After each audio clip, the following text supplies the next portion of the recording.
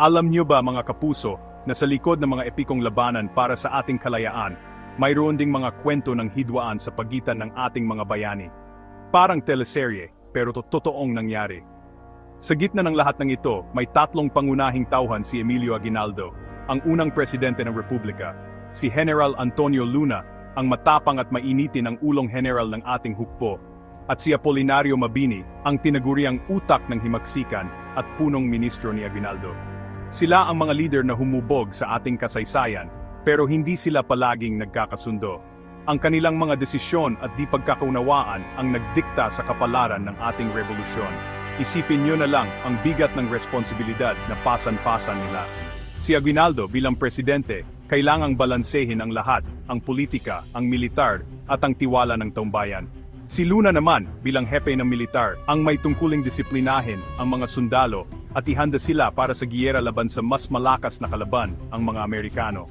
At si Mabini, bilang tagapayo, ang nagsisilbing konsensya at gabay ni Aguinaldo. Laging nagpapaalala kung ano ang tama at makatarungan. Pero paano kung ang tapang ng general ay naging bagsik at ang pagiging presidente ay nauwi sa pag-aalinlangan? Dito na nagsimula ang mga problema. Ang setting ng ating kwento ay ang taong 1899.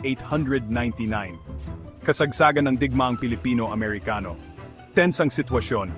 Ang mga sundalong Pilipino, bagamat matatapang, ay kulang sa armas, pagsasanay, at higit sa lahat, disiplina. Dito papasok ang estilo ni General Luna. Para sa kanya, kailangan ng kamay na bakal para maayos ang hukbo. Walang puwang ang pagiging malambot o pasaway. Pero ang kanyang bagsik, bagamat may magandang intensyon, ay nagdulot din ng takot at galit sa ilang mga kasamahan niya. At ang lahat ng ito ay nakarating sa kaalaman ni Apolinario Mabini, na nagsimulang mag-alala para sa kinabukasan ng kanilang ipinaglalaban. Ang relasyon ng tatlong ito ay parang isang komplikadong sayaw. Kailangan nilang maging sabay-sabay sa kumpas para magtagumpay, pero tila ba may sariling tugtog na sinusunod ang bawat isa. Si Aguinaldo, nais panatilihin ang pagkakaisa, pero minsan ay naging dahilan ito ng kanyang pag-aalinlangan na magdesisyon. Si Luna, gustong manalo sa giyera, kahit sino pa ang masagasaan. At si Mabini, nasa gitna, sinusubukang pag-ugnayin ang dalawa habang pinapanatili ang integridad ng kanilang gobyerno. Ang kanilang kwento ay isang paalala na ang mga bayani ay tao rin, may mga kahinaan, may mga pagkakamali, at may mga pusong nasasaktan. Noong March 6, 1899, habang umiinit ang labanan sa pagitan ng mga Pilipino at Amerikano, may isang liham na isinulat si Mabini para kay Presidente Aguinaldo. Hindi ito ordinaryong sulat, ito ay isang sumbong, isang babala tungkol sa mga ginagawa ni General Luna. Isipin nyo, si Mabini, na kilalang kalmado at mahinahon, ay napilitang isulat ang kanyang mga alalahanin. Ibig sabihin, seryoso na talaga ang sitwasyon. Ikinuwento niya kay Aguinaldo na si Luna ay naglabas ng isang kautusan na nagbibigay sa kanya ng kapangyarihang ipabaril ang sinumang hindi susunod sa kanyang utos nang walang anumang paglilitis. Imagine that, one mistake and you're gone. Ayon mismo sa sulat ni Mabini, ang sabi sa akin, nag-utos daw si Luna na ang sinumang hindi sumunod sa kanya ay may karapatan siyang ipabaril ng walang anumang proseso ng korte. Para kay Mabini, na isang abogado at naniniwala sa batas, ito ay isang malaking problema. Paano magiging makatarungan ang isang revolusyon kung ang sarili nitong mga leader ay hindi sumusunod sa tamang proseso? Ang batas militar ay para sa disiplina, hindi para sa pag-abuso ng kapangyarihan. Ang ganitong uri ng utos ay maaring magdulot ng takot sa halip na respeto at maaring maging sanhi ng pagkakawatak-watak ng kanilang mga sundalo.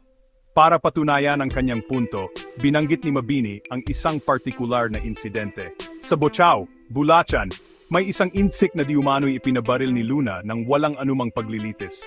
Ito ang konkretong ebidensya na hindi lang basta banta ang mga utos ni Luna. Nangyayari na ito. Para kay Mabini, ito ay isang mapanganib na halimbawa. Kung ang isang general ay maaring magdesisyon kung sino ang mabubuhay at mamamatay ng walang due process, ano ang ipinagkaiba nila sa mga kalaban na gusto nilang patalsikin? Ang kanyang sulat ay isang pakiusap kay Aguinaldo na kausapin si Luna at ipaintindi sa kanya ang limitasyon ng kanyang kapangyarihan. Ang pinakabuod na mensahe ni Mabini ay ito, kailangang kontrolin ni Aguinaldo ang kanyang mga general. Kailangan mong ipaalam sa kanya na ang kanyang tungkulin ay limitado sa militar, payo ni Mabini. Kung hindi, magkakaroon tayo ng gulo. Nakita na ni Mabini ang posibleng mangyari, isang banggaan sa pagitan ni Luna at ng iba pang opisyal, o mas malala, isang banggaan sa pagitan ni Luna at ng gobyerno mismo. Ang liham na ito ay hindi lang isang simpleng sumbong, ito ay isang propesiya ng mga problemang darating, isang desperadong pagtatangka na iligtas ang revolusyon mula sa sarili nitong mga pinuno. Ang tensyon sa pagitan ni Luna at ng ibang parte ng militar ay lalo pang lumala. Isang malaking issue ay ang pagiging pasaway ng ilang sundalo mula sa Kawit, Cavite, ang bayan mismo ni Aguinaldo. Ang mga sundalong ito, na kilala bilang Kawit Battalion, ay tapat kay Aguinaldo, pero madalas ay ayaw sumunod sa mga utos ni General Luna. Para kay Luna, na gustong magkaroon ng isang profesional at disiplinadong hukbo, ito ay hindi katanggap-tanggap. Walang puwang para sa regionalism o personal loyalties sa gitna ng giyera. Ang katapatan ay dapat nasa republika, hindi sa isang tao lamang, kahit pa ito ang presidente. Dahil sa patuloy na hindi pagsunod ng mga sundalo mula sa Kawit, at sa pakiramdam niya na hindi siya sinusuportahan ni Aguinaldo sa pagpapatupad ng disiplina, nagalit si General Luna. Sa sobrang sama ng loob, nag-resign siya sa kanyang pwesto. Isipin niyo na lang, ang pinakamagaling na general ng hukbo, nag-resign sa gitna ng digmaan. Ito ay isang malaking krisis para sa gobyerno ni Aguinaldo. Pero sa halip na maging problema, nakita ito ni Mabini bilang isang oportunidad.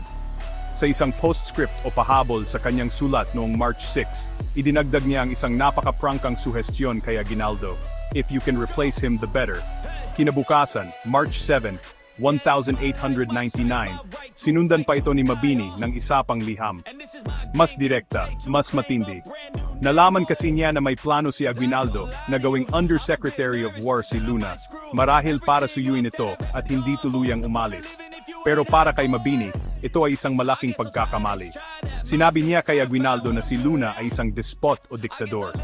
Ayon sa kanya, si Luna ay magaling bilang isang chemist at marunong gumawa ng mga trintsera, pero wala siyang alam sa politika o batas. Ang paglalagay sa kanya sa isang posisyon sa gobyerno ay parang paglalagay ng apoy malapit sa gasgas. Ang payo ni Mabini ay malinaw, kailangan ni Aguinaldo na magtatag ng isang military dictatorship, pero hindi para kontrolin ang mga mamamayan, kundi para sugpuin ang mga abuso sa loob mismo ng army. At para kay Mabini, si Aguinaldo lang ang may kakayahang gawin iyon. Kailangang ipakita ng presidente na siya ang tunay na commander-in-chief, at lahat, kasama na si Luna at ang mga sundalo ng Kawit, ay dapat sumunod sa kanya. Ang mga liham na ito ay nagpapakita kung gaano nakalala ang sitwasyon. Si Mabini, na dating sumusuporta kay Luna, ay nakikita na ngayon na ang bagsik ng general ay maaring maging sanhi ng kanilang pagbagsak. Sa kabila ng mga alitan, si Luna ay nanatili pa ring isang mahalagang bahagi ng hukbo.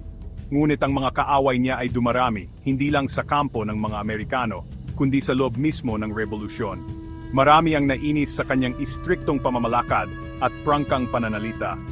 Ang mga tensyon na ito ay umabot sa sukdulan noong 5 ng Hunyo, 1899. Nakatanggap si General Luna ng isang telegrama na di umano'y galing kay Presidente Aguinaldo.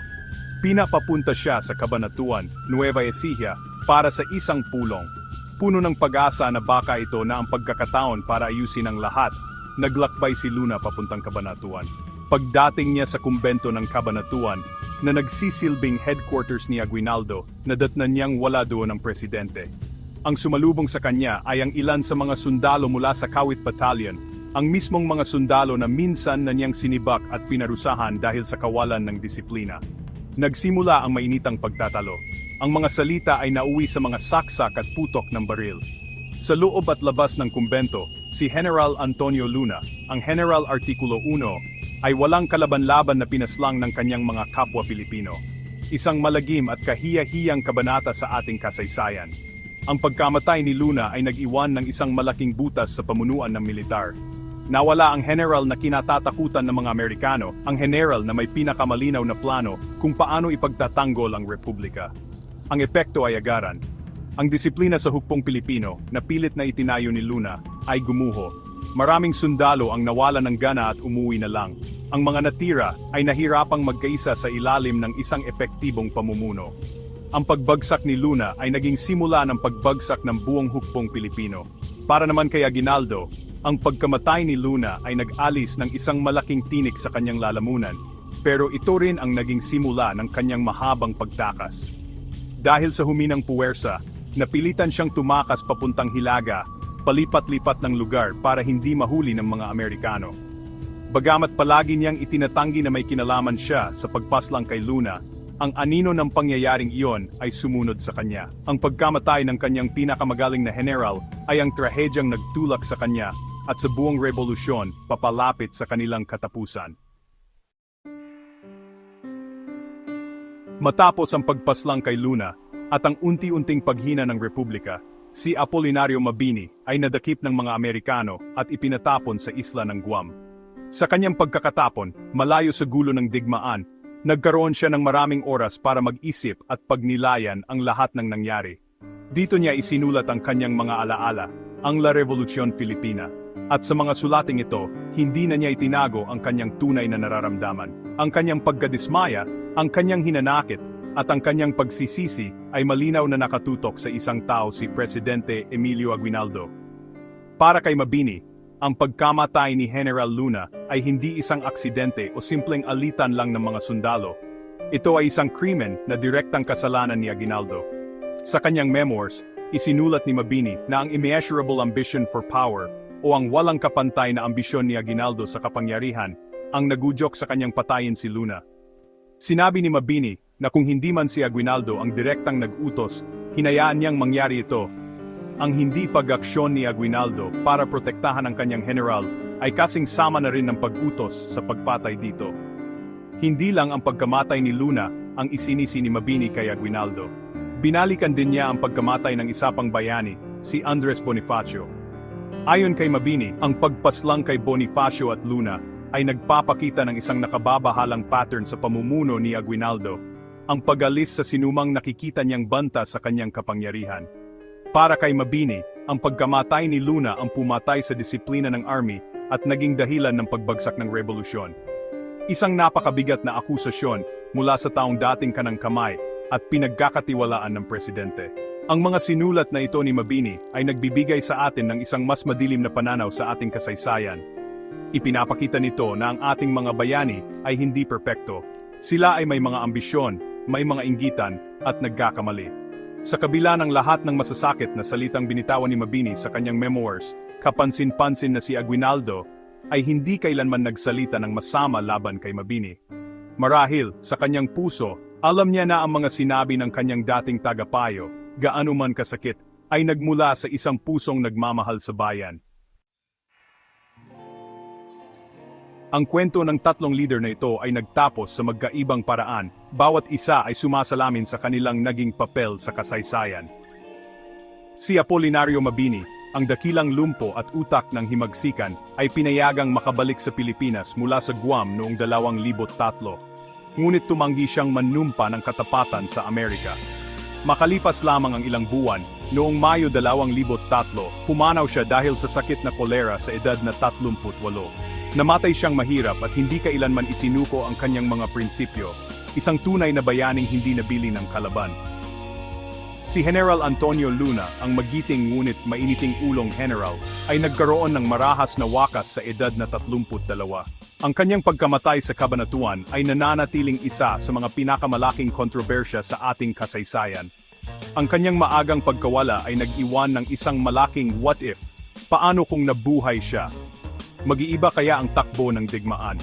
Ang kanyang legacy ay ang isang paalala ng kahalagahan ng disiplina at ang panganib ng panloob na alitan. Siya ang bayaning nagpakita na ang pinakamalaking kalaban minsan ay nasa ating sariling kampo. Si Emilio Aguinaldo naman, ang presidente na nakaligtas sa kanilang tatlo, ay nagkaroon ng pinakamahabang buhay. Matapos siyang mahuli ng mga Amerikano sa palanan, Isabela, noong Marso 1971, nanumpa siya ng katapatan sa Amerika, isang desisyon na marami ang bumatikos. Namuhay siya bilang isang pribadong mamamayan at nasaksihan ang pagbabago ng Pilipinas sa loob ng maraming dekada. Pumanaw siya noong Pebrero 1900 at 64 sa edad na 74. Hanggang sa kanyang huling hininga, dinala niya ang bigat ng mga akusasyon tungkol sa pagkamatay ni na Bonifacio at Luna. Ang kanilang magkakaugnay na kwento, isang presidente, isang general at isang punong ministro, ay isang aral tungkol sa kapangyarihan, tiwala at trahedya. Ipinapakita nito na ang pagbuo ng isang bansa ay hindi madali. Ito ay puno ng sakripisyo, pagkakamali at mga pusong nasugatan.